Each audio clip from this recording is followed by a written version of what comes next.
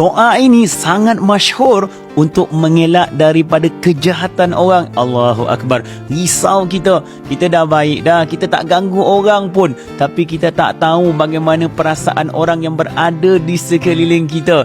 Jadi jom kita bacakan doa ini agar Allah lindungi kita daripada segala kejahatan. Sebar-sebarkan, moga manfaat doa ini sampai kepada mereka yang kita sayang. Bismillahirrahmanirrahim. A'udzu bikalimatillahi tammati min syarri ma khalaq. Aku berlindung ya Allah dengan kalimat-kalimat Allah yang sempurna dari segala kejahatan yang dicipta olehnya. Baca doa ini sebanyak 3 kali sebelum kita keluar daripada rumah, sebelum kita memulakan sesuatu pekerjaan. Moga Allah mendatangkan perlindungan. Kalau perlindungan itu datang daripada Allah, tiada makhluk yang mampu menembusinya. Moga Allah mudahkan segala urusan. Alhamdulillah.